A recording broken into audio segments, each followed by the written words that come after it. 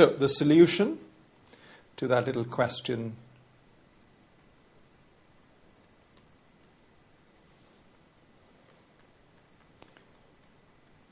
the exam so-called complication. So I've taken bits out of a recent exam. You've got to put the parent and the subsidiary together, the process of consolidation. So what you do in the exam is you open up a sheet of paper called a consolidated statement of financial position, page or two maybe, leave it blank. Come to your third page, open up a group structure, 80%, etc., put in a few dates. You then do a few adjustments. One of them is this. You then summarize the adjustments, then work out goodwill, non-controlling interests, and reserves. So that's the end of your workings. You then bring these figures, these key figures, into the main statement of financial position, which you've left blank, remember, and in the last few minutes of the questions, 7-8 minutes, try to put something together that balances. So that's the process. So you've opened up a couple of blank sheets, you've then done your workings. One of those workings, a key working that's come up, I think, in every sitting so far, is this particular one called the provision for unrealized profit.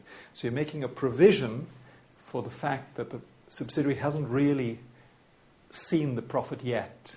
All they've done is they've transferred it to the parent, and the parent hasn't sold it outside the group as yet. So how to deal with something like this? Guaranteed to come up. All right. First things first, the parent sells. Let's say, in this particular case, indeed, it is the subsidiary who sells.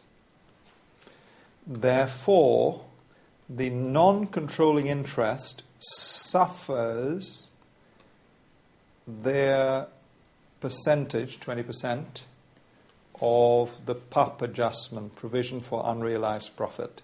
So here we're dealing with PUP, okay? The PUP adjustment in a typical financial reporting question 1. The sub sells, therefore the NCI suffers. And the reason for that is the standard says that if the sub sells, the NCI must be made to bear their proportion of that adjustment, because after all, the NCI owns 20% of the sub. All right, so that's the first thing I would like to do. So that's step 1. Step 2 is where you try to work out these percentages, or at least use the information given to you. So suppose,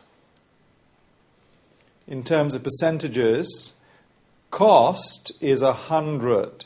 So if the examiner says to you it's 20% on cost, that cost must be 100. In which case you can easily work out 20% on the 100. So if the cost is 100 in this case, the 20% on that will of course be the markup, you see. 20. And so that's 120. That, of course, is the transfer price. Now, here's my little secret. What you could do, I suppose, is put that into a little circle, and that becomes a bit of a fraction that you can use. So if you take 20 over 120 multiplied by 450, the unsold. Oh, are we doing the provision for unrealized bits? Unrealized profit. So unsold or unrealized.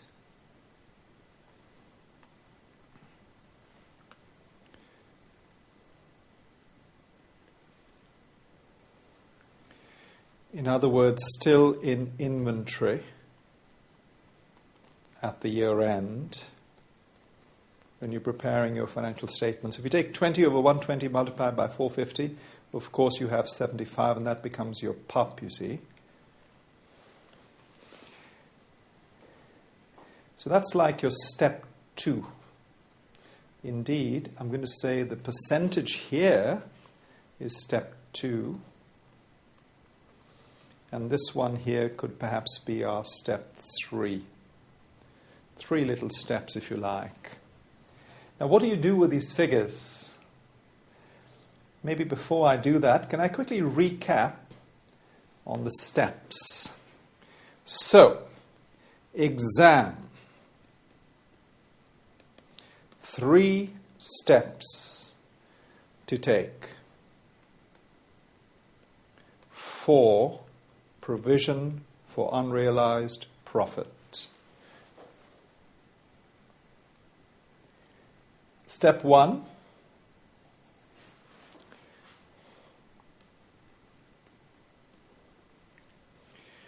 Who sold? Step 1. Who sold? And of course, if subsidiary sells, who suffers? You're right, the NCI. NCI suffers. Oh, by the way, if the parent sells, the NCI does not suffer because the NCI does not own the parent, you see. So it's only if the subsidiary sells. Step 2, profit, percentages, etc.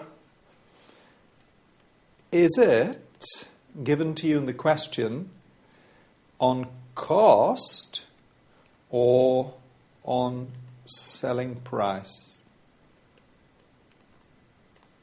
Do be careful. In my notes, I cover all permutations. But this particular question is on cost, so it's quite easy. And then, of course, step 3 is how much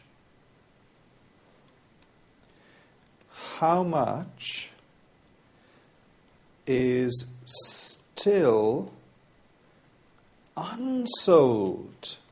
Now that's quite a little trick on the part of the examiner. He's very fond of doing that to you. Basically, I notice here, if you're talking thousands, the subsidiary sold to parent 1.8 million, you see. But part of that, about 1350, is realized. Therefore, no PUP needed on this bit. But the other bit, you see, the other bit, which is the 75, or shall we say the 450, is unrealized. Therefore, 75 PUP needed. You will remember, of course, this provision for unrealized, unsold stock or unrealized profit. So even though the examiner is tempting you to take 20 over 120 on 1800, you must only take it on the unrealized bit of 450. The 1350 has been sold outside the group, so it's absolutely fine. No adjustment needed. Okay, so that's the way to do it. Now, the other question I often get asked by students is, that may be very well, I can do those 3 steps, I'll get it right every time, 75, I'll look out for the 450, no worries. But then they say to me, what happens after that? And the answer is quite simple. When you're doing something called the net assets, which I show you in my videos to help you to work out the goodwill, you deduct the 75 from the subsidiary's net assets in your working papers. And that, of course, affects the NCI figure at the year end. The net assets generally helps with goodwill, but the net assets at acquisition helps goodwill. The net assets at consolidation date helps the NCI. And that's why the 75 comes out at consolidation date. So that's one thing to do. And the other thing to do, of course, as I show you in my videos, is when you're doing your actual inventory in this consolidate a statement of financial position, we mustn't forget to deduct the 75 from the inventory of the parent. Okay, so those are little cosmetic points that a very good student will look out for. So that gives you some sort of idea as to how these adjustments work. So, if I can just go back and recap, show you how all this works. If you remember, we looked at the fact that it's a computational part of the paper, typical mark allocation 3 or 4 marks, a typical past exam question for a few marks, and what do you do with it? How do you deal with it? A few sittings ago, quite a few sittings ago now, the examiner said to us, Part A, do this consolidation. Part B, please explain why you do PUPs and unrealized profits. And so you had to write a little bit about it, in which case, of course, it's not just 3 marks, it's more than that, probably 5, if I remember right. So be prepared for a little bit of discussion as well. But I'm guaranteeing here, as much as I can guarantee anything, that PUPs will be in your exam. And if you use my technique, you'll have absolutely no problem. Now, on the main videos, I take you through the 3 different kinds of PUPs. That's the most popular one I've just shown you. But there are PUPs on selling price and PUPs on other scenarios where the examiner doesn't give you percentages and so on. So I explain all that very fully.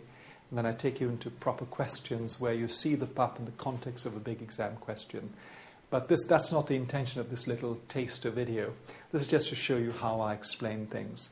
I tend to be very structured, much more so than when I was a student myself. I tend to say, okay, if you're doing PUP, you do step 1, step 2, step 3. So the examiner can see you've done lots of questions before.